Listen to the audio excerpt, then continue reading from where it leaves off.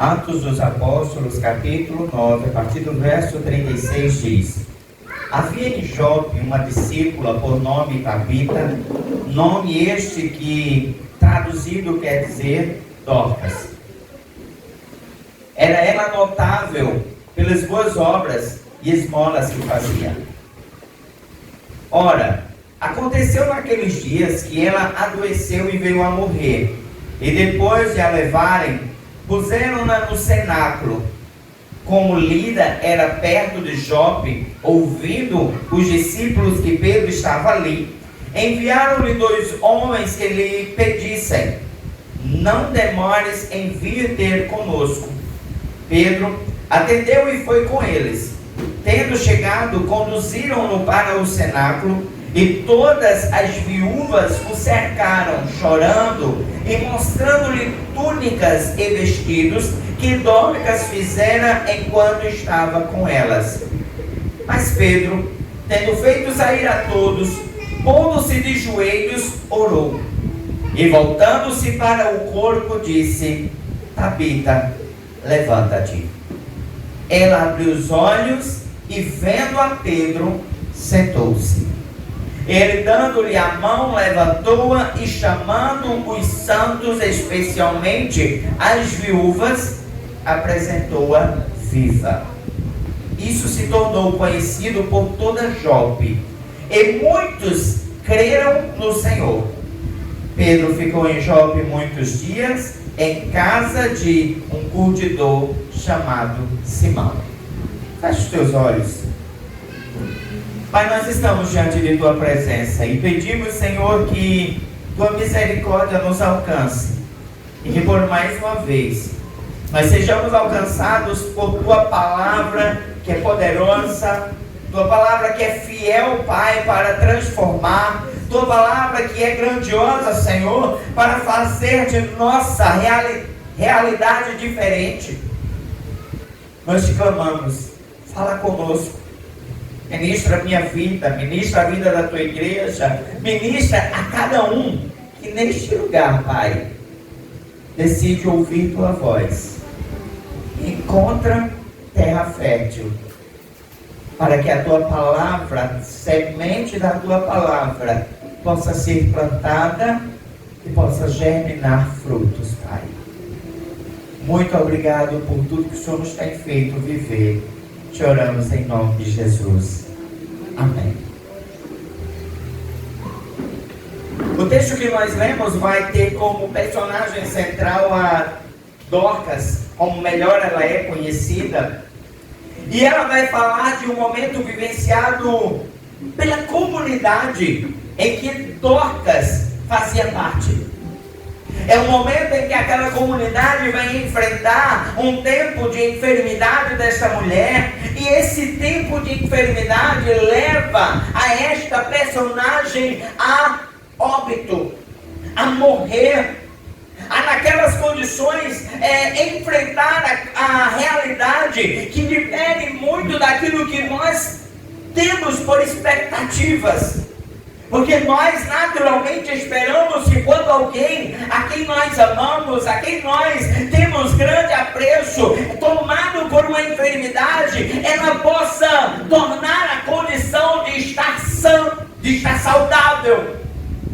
Mas a realidade que aquela comunidade enfrenta diante de Dorcas é uma realidade de ver aquela mulher acometida de uma doença. A palavra não nos diz de fato qual era esta enfermidade, mas aquela mulher é tomada por essas condições ao ponto de que ela chega a morrer. As condições que aquela mulher vivenciou diante da sua comunidade certamente foi a condição que muitos de nós vivemos. Somos acometidos de uma enfermidade, somos acometidos de alguma doença e naturalmente buscamos as condições que são nos favoráveis para que venhamos ser curados, restaurados de nossa saúde. Mas o que nós observamos é que, independente de quem seja, Independente da realidade em que nós estejamos, independente de quem seja você na comunidade do Senhor, aquilo que está previsto, as possibilidades que estão possíveis a nós são as mesmas. Está na casa do Senhor, está na comunidade do Senhor, sermos alguém que vivencia esta condição natural na comunidade do Senhor, não nos impede de vivermos as mesmas condições daqueles que não estão. Podemos ser acometidos por enfermidade, podemos ser acometidos pela condição de estarmos enfermos e sermos sarados, mas também pela condição de estarmos enfermos, mas não saímos dessa enfermidade vivos. A realidade que esse texto ele vai nos mostrar é que esta mulher, ela traz essa primeira reflexão a nós. Estar inserida em uma comunidade não nos tira das intempéries da vida. Estarmos inseridos em uma realidade de comunidade cristã não nos tira as adversidades que naturalmente surgem a nós. Mas o que eu quero que a gente possa refletir nesta noite não é a dificuldade que enfrentamos, não é o problema pelo qual talvez você chegou nessa noite envolvido. Talvez uma enfermidade como Dorcas, ou talvez seja uma realidade na sua família, uma realidade no seu trabalho, ou na sua própria condição natural, na sua particularidade. O que a palavra vai nos mostrar através de Dorcas não é o problema. O que o texto, quando Lucas escreve essa realidade, não é um texto que ele está apontando para o que Dorcas fez diante da doença. Porque Dorcas procurou isso. Porque Dorcas fez isso. Porque Dorcas ela tentou de N formas. Não. O que o texto vai se deter é quem aquela mulher era na comunidade em que ela estava inserida. O que o texto ele vai nos apresentar era a referência que aquela mulher possuía no ambiente em que ela estava inserida. Aquela mulher ela é lembrada por ser um diferencial naquela comunidade cristã. Quando estudamos sobre Dorcas, nós estudamos sobre Dorcas uma história de que ela era uma mulher que viveu a sua vida no cuidado para com os necessitados.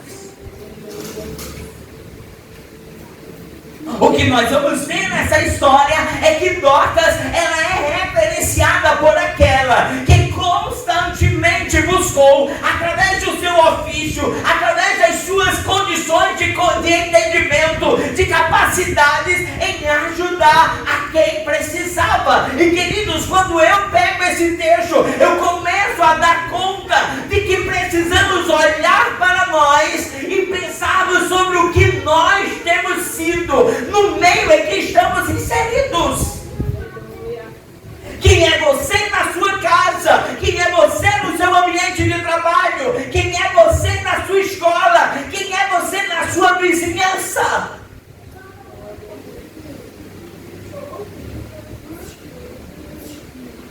Para se dar conta que daquelas mulheres que essa querida Dorcas ela ajudou, nem todos foram talvez gratos. Que talvez aqueles que essa mulher ela trabalhou ajudando por meio do seu ofício de costureira, talvez tantos negligenciaram o cuidado que foi aprendido por meio dela. Mas o que nós vemos em Dorcas é ela vivendo aquilo que Paulo ensina a Timóteo na segunda carta, no capítulo 2. Quando Paulo olha para Timóteo e diz: participa dos meus sofrimentos como bom soldado de Jesus.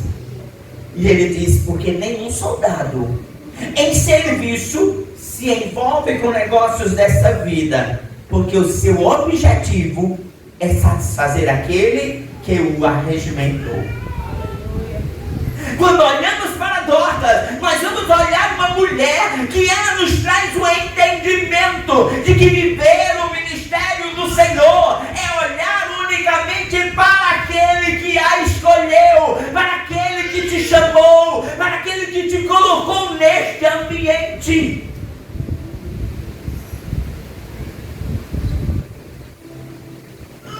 Queridos, o que o texto vai nos ensinar por meio de Lucas, quando ele escreve este texto de Atos, ele vai estar dizendo: olha, essa mulher foi referência. Essa mulher não se deixou deter por coisas que ela viu que não eram boas. Essa mulher não se deixou ser influenciada pelo meio em que ela estava. Ou vocês acham que aquela igreja é uma comunidade perfeita? Ou vocês acham que aquele ambiente é um ambiente de pessoas todas muito calorosas, amorosas, cuidadoras do próximo? Não! Mas aquela mulher não se deteve ao meio em que estava, porque ela sabia do seu chamado. Ela sabia do seu propósito. Ela não se permitiu olhar para as coisas em que ela estava vivendo e deixar que elas confundissem o seu caminhar. Ela tinha convicção de quem ela era. Sabe, queridos, quem você é? Quem você é nessa condição de chamado do Senhor? Porque o texto diz que mandam chamar Pedro. E quando Pedro chega, ele é cercado por viúvas. E viúvas que pranteavam, dizendo quanto Dorcas os havia abençoado. E sabe, queridos, isso me faz refletir sobre nós. Eu costumo lembrar de um questionamento que o pastor Rony fez quando ele me dava a primeira lição sobre missões. E o pastor Rony falava diante da turma: se você for tirado de onde você está, vai fazer falta. É olhar para nós e perguntar: se você for tirado da rua em que você mora, os seus vizinhos vão notar a sua falta, vão sentir que você contribuía para algo bom para aquele ambiente, ou eles vão dar um graças a Deus?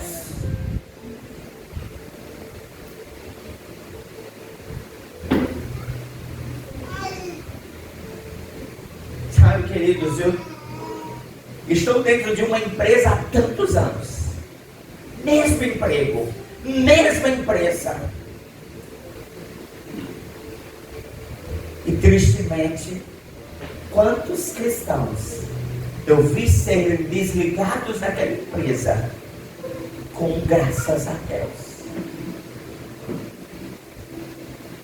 Não foram desligados porque precisava reduzir o quadro. Não foram desligados porque não precisava fazer um arrumado nas condições daquele departamento, mas porque se comportaram de uma maneira que não tornou claro que estava ali para glorificação a Deus.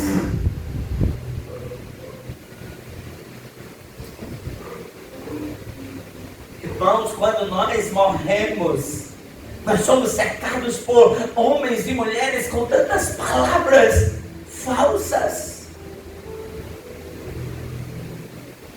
Mas após a morte, nós somos também observados o quanto você de fato faz falta.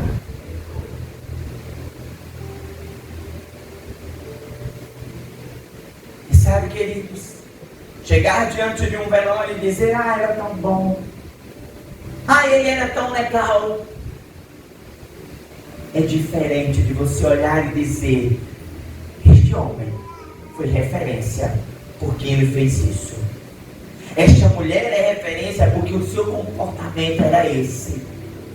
Sabe, queridos, essa mulher testemunhava da presença do Senhor mesmo na sua morte. Essa mulher testemunhava do seu cuidado com a igreja mesmo na sua morte. Essa mulher testificava do seu compromisso com Deus mesmo quando ela estava naquele cenáculo sendo velada.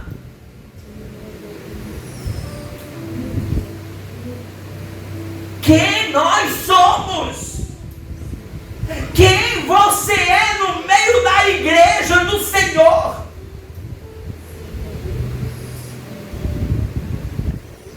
Porque, queridos, nós temos negligenciado a pregação do Evangelho, nós temos negligenciado uma vida de amor ao próximo, nós temos negligenciado o cuidado com os necessitados. Porque nós temos razões que consideramos justificar quem somos no ambiente cristão. Nós temos sido confundidos com os nossos títulos.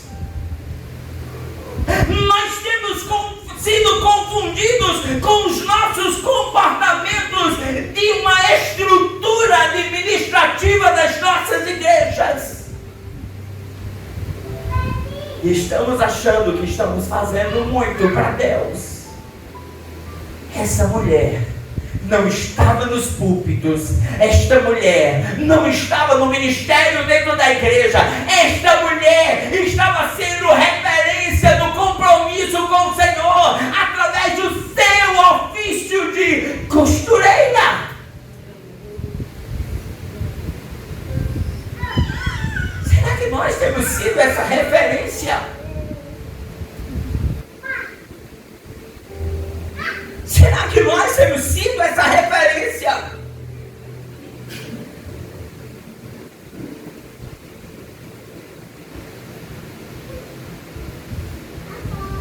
É fácil nós vivemos um ministério atrás de um púlpito. É fácil nós vivemos um ministério atrás de um departamento. É fácil nós dizermos viver o ministério por trás de uma posição.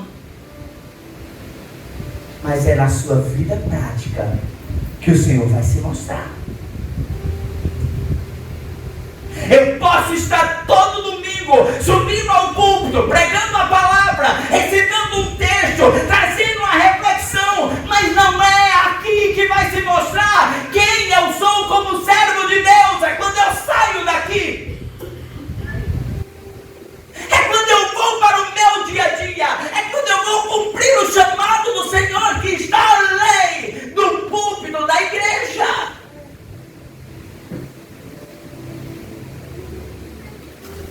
Quem nós somos?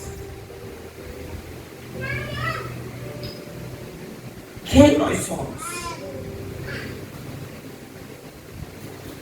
Aquela mulher entendia que viver o chamado do Senhor era sofrer pelo Senhor. Era não se perturbar com as coisas do caminho, mas se manter focada.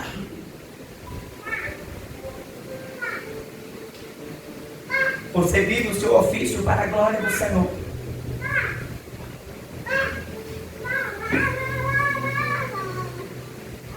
Você vive os seus relacionamentos para a glória do Senhor. As suas conversas no WhatsApp, elas glorificam o Senhor. As suas reuniões com os seus amigos nas suas casas glorificam ao Senhor. A sua vida familiar glorifica ao Senhor.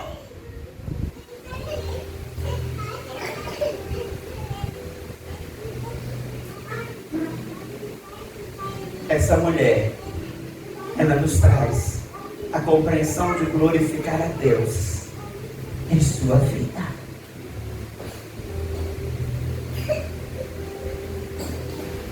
Glorificar a Deus em sua vida.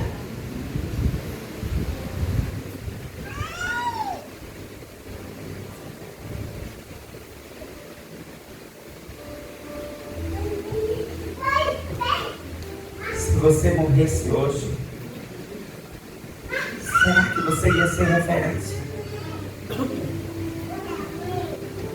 Hoje pela manhã eu conversava com a juventude sobre Abel. E a palavra fala que Abel, a situação, a condição de Abel seria conhecida todo o tempo. E eu trazia Charles Spurgeon, um grande pregador do século XIX, que até hoje se estuda os seus sermões.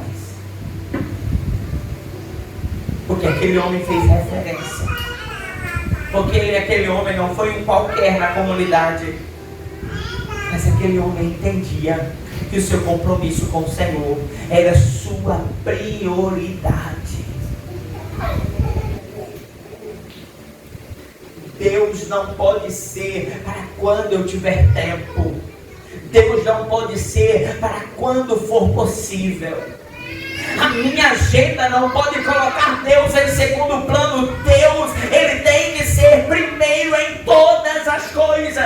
Eu preciso ter Deus primeiro e depois as demais coisas. O texto, a Bíblia diz que busca primeiro as coisas de Deus e as demais coisas, Ele nos acrescenta. Mas a gente está mudando a ordem. Primeiro eu faço o que eu quero. Primeiro eu ajo do jeito que eu quero. Primeiro eu busco o que eu quero. Depois Deus. Você acha que essa mulher teria sido lembrada pelaquela comunidade se ela tivesse: eu vou costurar uma roupa para você, viúva, mas deixa eu terminar meu serviço?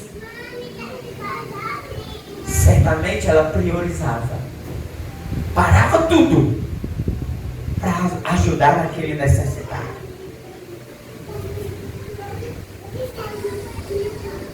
Nós temos feito isso, queridos.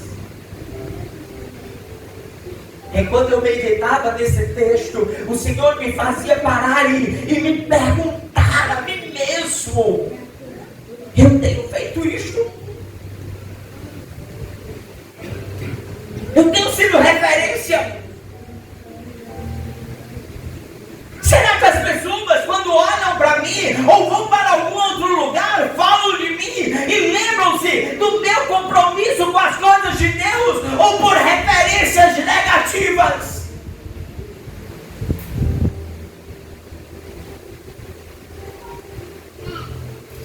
Eu preciso lembrar disso.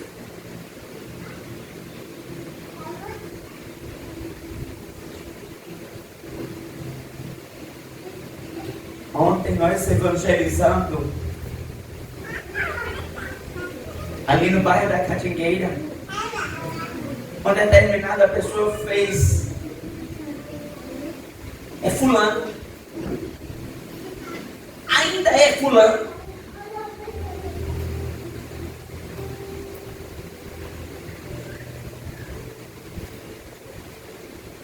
Porque as referências não tem glorificado ao Senhor.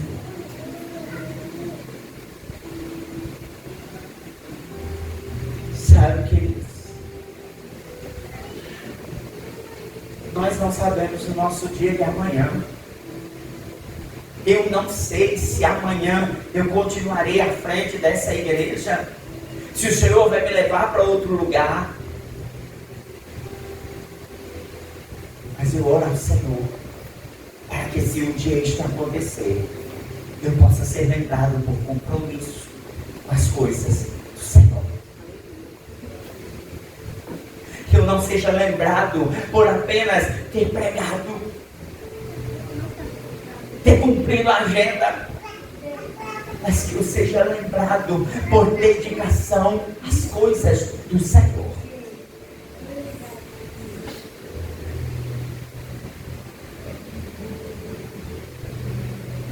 Por um amor que não seja um amor apenas por aquilo que possa me proporcionar,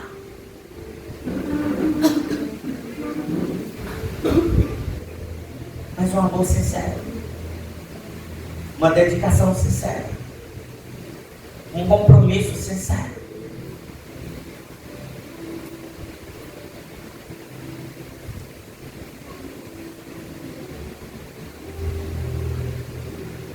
Alguns dias atrás eu recebi uma mensagem que como me alegrou.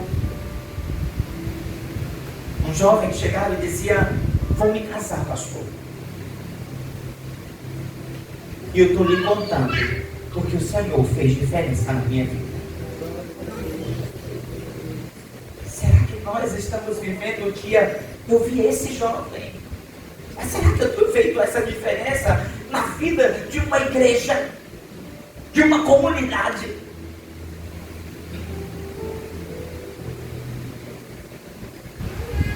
Sabe, queridos, essa mulher não me desperta tantas coisas boas com a sua ressurreição, mas com sua realidade enquanto estava sendo enfermada.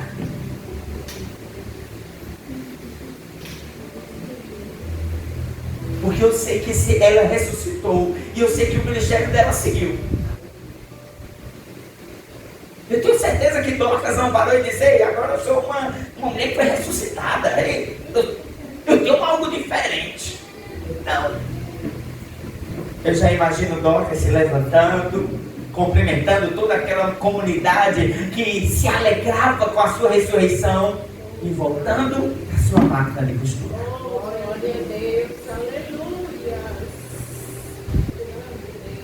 Você pode ser referência de Deus com o que você tem às mãos. Você pode ser referência de Deus no balcão do seu serviço. Você pode ser referência de Deus como um aluno na sua escola. Você pode ser referência de Deus naquele momento em que você está atendendo um cliente, ensinando a aula na sua escola, dirigindo um departamento. Você pode ser referência de Deus naquilo que o Senhor colocou nas suas mãos. Eu não esqueço o testemunho que a Rosiane contou aqui na igreja.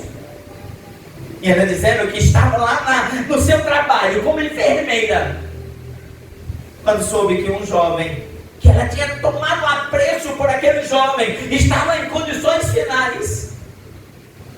E ela levantou um clamor por aquele jovem, a ponto daquele jovem ser alcançado com a melhora. Amor. Ela não era só uma enfermeira naquele lugar, mas uma enfermeira que decidiu ser referência do Senhor por meio do seu ofício. Quem você está sendo? Que mãe você está sendo? Que pai você está sendo? Que filho você tem vivido?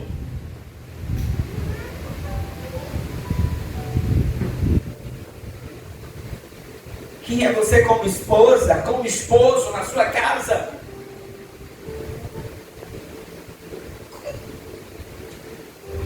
Nós precisamos olhar para Dorcas. E sabe, queridos, mudar o nosso foco. Porque parece que a nossa vida se alegra com milagres, e é só milagres. Aí eu me alegro porque Deus fez isso, porque Deus fez aquilo, e coisa boa. Mas nós precisamos nos alegrar pelo nosso testemunho.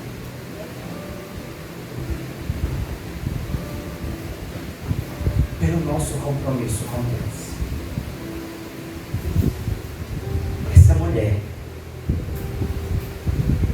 ela nos traz uma lição final.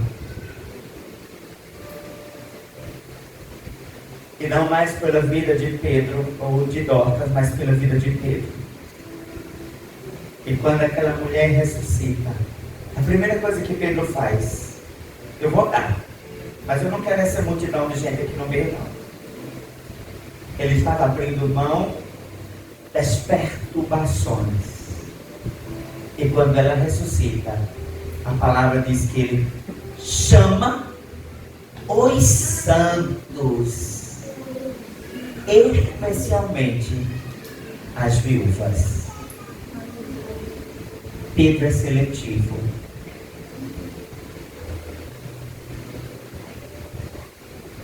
Sabe, querido, a tua vitória não precisa ser compartilhada com qualquer um. O que você precisa compartilhar com todos é quem você é no Senhor.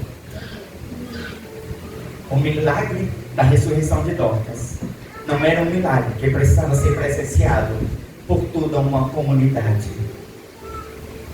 Mas a vida de Dorcas precisava ser vista por todos. Não são seus milagres que precisam ser pregados. Não são os seus milagres que precisam ser evidenciados. Mas a sua vida prática no Senhor. Você pode contar um milagre hoje e amanhã você fazer coisas terríveis. Ninguém vai lembrar do seu milagre. Vai lembrar de quem você era. Como é que está sendo visto agora o pastor Paulo Júnior? Pelo seu erro. Um homem de Deus. Um homem temente a Deus. Mas qual é a preocupação que está aí nas mídias? O que ele fez? Como é que ele agiu com a igreja? Quais eram os pecados dele? Irmãos, nós precisamos vigiar todos os dias sobre quem somos. E não estou aqui diminuindo quem ele é. Um homem de Deus. Só o fato de ir a público denunciar que o que ele tinha feito só mostra o homem de Deus que ele é. Mas infelizmente nós não vivemos em um ambiente de perdoar. Eu preciso todos os dias ser Dorcas. Eu preciso todos os dias me dedicar por ser Dorcas. Você precisa, todos os dias, se preocupar em quem você é. Em quem você é. O Senhor nos chama. O Senhor nos chama a vivermos de maneira que glorifica o Senhor.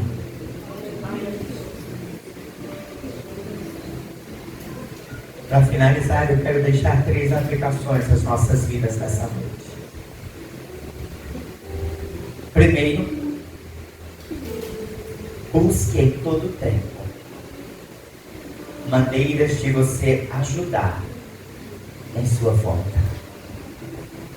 Seja com o seu ofício, seja com a pregação do Evangelho. Deus direciona. Eu estou lendo um livro. O autor diz: e nenhum de nós nascemos sem propósito. Todos temos um propósito em Deus. Todos. E talvez o seu propósito seja pregar para multidões, mas talvez o seu propósito seja o de Dorcas, costurar com viúvas. Talvez o seu propósito seja preparar uma quentinha e entregar um almoço para alguém.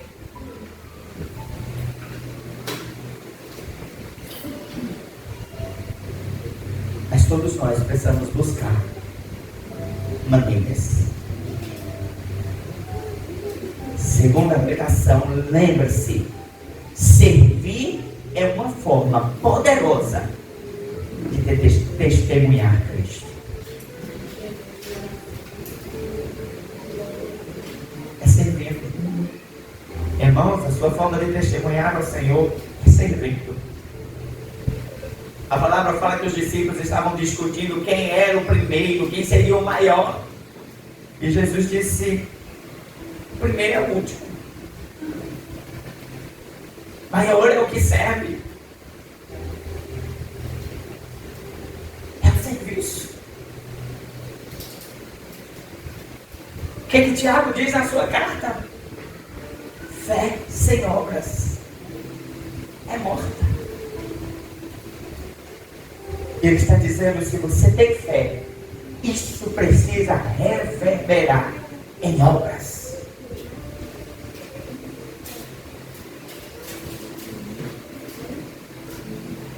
Por fim, não desista de fazer o bem, mesmo que pareça que ninguém percebe. Quem vê é quem lhe recompensa, e esse é Deus.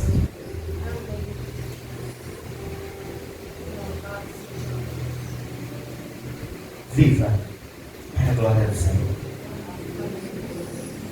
Se comporte para a glória do Senhor. Onde você estiver, esteja para a glória do Senhor. Esteja para a glória do Senhor. Porque quem cuida, quem faz, é Deus. E eu oro a Deus para que a minha vida tenha por foco não os milagres,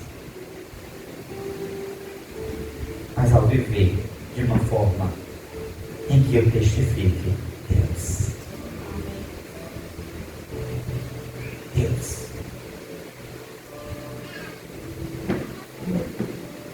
Testifique Deus.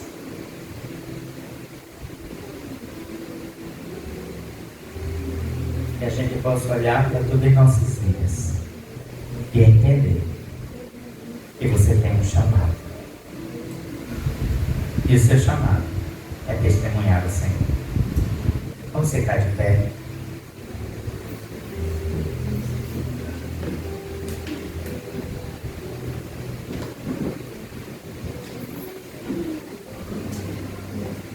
E vamos orar ao Senhor. Orar ao Senhor por nossas vidas. Orar ao Senhor por sua vida. Orar ao Senhor.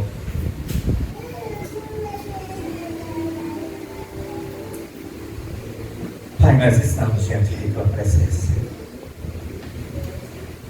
E Deus, nós queremos rogar a Ti misericórdia. Ah, Deus, como por tantas vezes pecamos. Pecamos com o nosso comportamento, pecamos com quem nós somos, pecamos, Senhor, com as nossas atitudes. Pecamos, Senhor, por negligenciar o Teu nome, negligenciar quem o Senhor é, negligenciar, Senhor, a pregação do Teu Evangelho, a pregação, Senhor, da Tua Palavra, testificando-se por meio de nossas vidas, de nossos comportamentos, de nossas palavras, de nossas atitudes, de nossos pensamentos. Pecamos, Senhor, porque por muitas vezes deveríamos superar as nossas condições humanas para viver a Ti, mas cedemos a nossa carne e fazemos segundo a nossa carne e pecamos, Senhor. Ah, Deus, perdoa-nos, Pai, porque nós temos listado o que é de fato pecado por meio de tamanhos na visão óptica do homem, quando o Senhor não coloca medida, mas tudo que te desagrada é pecado. Perdoa-nos, Pai, por emprestar a nossa boca para falar do nosso irmão. Perdoa-nos, Senhor, por emprestar as nossas comunidades residenciais para reunir e falarmos no próximo. Perdoa-nos, Senhor, porque quantas vezes retemos a mão no ajudar a quem precisa, retemos a nossa voz para deixar uma palavra de amor. Ah, Deus, perdoa-nos por não sermos como Dorcas. Perdoa-nos, Senhor, por não amarmos como Dorcas.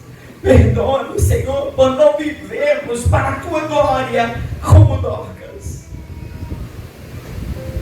Perdoa-nos, Pai. Perdoa-nos. Perdoa-nos, Pai. Ser sobre a Tua igreja.